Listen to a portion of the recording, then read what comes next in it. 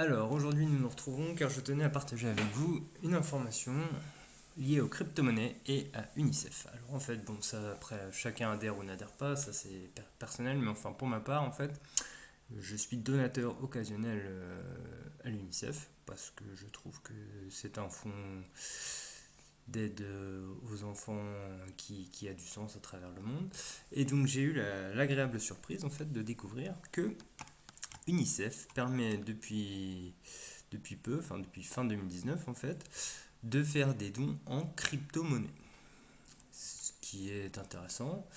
Et à ma connaissance, c'est une des premières associations de ce type qui permet en fait de faire des dons en crypto-monnaie. Donc sur cette page, vous pourrez retrouver des informations expliquant dans quel cadre ils ont lancé cette possibilité de faire des dons en crypto-monnaie.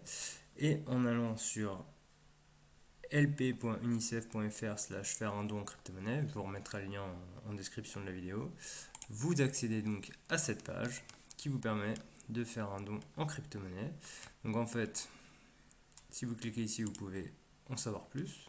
Il y a un petit peu plus d'informations, notamment pour les gens qui ne savent pas ce que c'est que les crypto-monnaies. On explique très globalement à quoi ça correspond, mais bon, je pense que si vous vous intéressez aux dons en crypto-monnaie et que vous avez atterri sur ma vidéo, c'est que vous savez probablement déjà ce que sont les crypto-monnaies.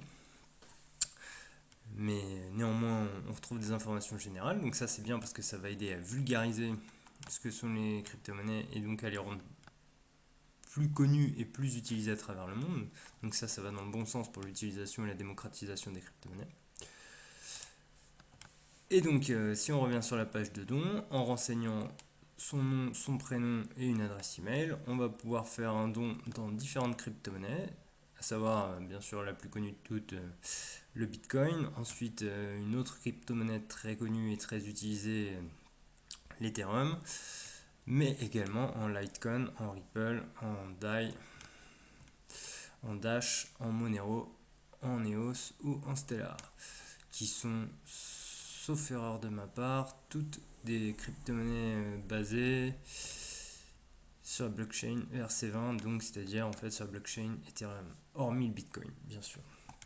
Donc ici, dans ce champ-là, montant de votre don, vous pourrez renseigner le don que vous souhaitez faire et ensuite réaliser un don en faisant je fais un don. Je n'ai pas testé la possibilité je mine parce que je ne suis pas mineur de crypto-monnaie, mais je pense que si vous avez une bécane qui tourne dans un coin pour miner des crypto-monnaies ou si vous avez un pool ou même une partie d'un pool si vous êtes sur une plateforme de partage de pool, donc un pool de mining, vous devez pouvoir peut-être directement en fait faire un don à partir de ce que vous gagnez avec votre pool de minage, peut-être même un don récurrent.